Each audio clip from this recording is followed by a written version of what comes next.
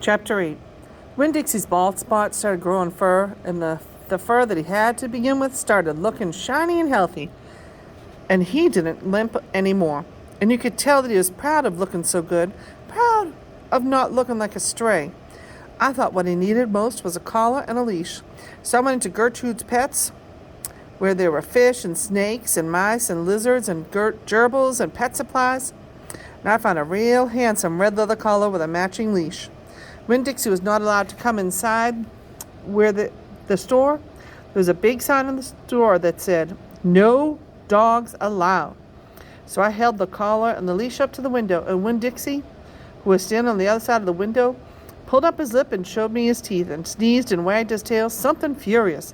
So I knew he absolutely loved that leash and collar combination, but it was very expensive. I decided to explain my situation to the man behind the counter. I said, "I don't get a big enough allowance to afford something this fancy, but I love this collar and leash, and so does my dog. Now I was thinking that maybe you could set me up on an installment plan." "Installment plan?" said the man. "Gertrude!" Somebody screamed in a real irritating voice. I looked around. It was a parrot. She was sitting on top of one of the fish tanks, looking right at me. "An installment plan," I said, ignoring the parrot. "You know, where I promise to give you my allowance every week, and you give me the leash and the collar now." "Well, I don't think I can do that," said the man. He shook his head. "No, the owner, she wouldn't like that." He looked down at the counter. He wouldn't look at me. He had thick black hair, and it was slicked back like Elvis Presley's. He had on a name tag that said Otis. "Or I could work for you," I said. "I could come in and sweep the floors and dust the shelves and take out the trash. I could do that." I looked around Gertrude's Pets. There was sand and sunflower seed shells and big dust bunnies all over the floor. I could tell that it needed to be swept. Said Otis. He looked down at the counter some more. "Gertrude!" The parrot screamed again. "I'm real trustworthy," I said. "I'm new in town, but my daddy is a preacher. He's the preacher at the Open Arms Baptist Church of Naomi. So I'm real honest. But the thing is, Winn Dixie, my dog, he would have to come inside with me, because if we get separated for too long, he starts to howl something terrible." "Gertrude doesn't like dogs," said Otis. "Is she the owner?" I asked. Yes. No.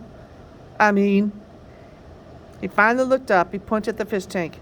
"That, Gertrude, that parrot. I named her after the owner." "Gertrude's a pretty bird," screamed Gertrude.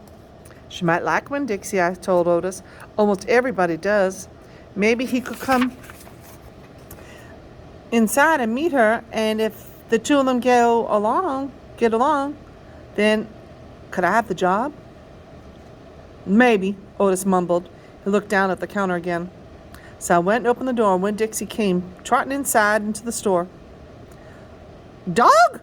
screamed Gertrude. "I know it," Otis told her, and then Gertrude got real quiet. She sat on the top of the fish tank and cocked her head from one side to the other, looking at Winn Dixie, and Winn Dixie stood and stared back at her. He didn't hardly move. He didn't wag his tail. He didn't smile. He didn't sneeze. He just stared at Gertrude, and she stared at him, and then she spread her wings out real far, flew, and landed on top of Winn Dixie's head. "Dog!" she croaked. Winn Dixie wagged his tail just a little tiny bit, and Otis said, "You can start on Monday." "Thank you," I told him. "You won't be sorry." On the way out of Gertrude's Pets, I said to Winn Dixie, "You are better at making friends than anybody I have ever known. I bet if my mama knew you, she would think you were the best dog ever." Winn Dixie was smiling up at me, and I was smiling down at him, and so neither one of us was looking where we were going, and we almost bumped right into Sweetie Pie Thomas. She was standing there, sucking on her knuckle of her third finger, staring at the window of Gertrude's Pets. She took her finger out of her mouth and looked at me. Her eyes were all big and round. "Was that bird sitting on that dog's head?" she asked. She had her hair tied up in a ponytail with a pink ribbon. But it wasn't much of a ponytail. It was mostly ribbon and a few strands of hair. "Yes," I told her. "I seen it," she said. She nodded her head and put her knuckle back in her mouth. Then she took it out again real quick. I seen that dog in church, too. He's catching a mouse. I want a dog just like it, but my mama won't let me get no dog.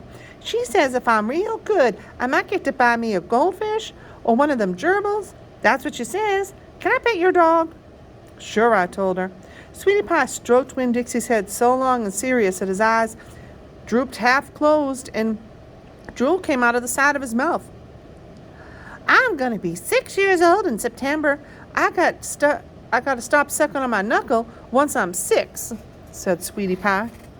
I'm having a party. Do you want to come to my party? The theme is pink. Sure, I told her. Can this dog come? She asked. You bet, I told her. And all of a sudden, I felt happy. I had a dog. I had a job. I missed Franny Block for a friend, and I had my first invitation to a party in Naomi. Didn't matter that it came from a 5-year-old, and the party wasn't until September. I didn't feel so lonely anymore.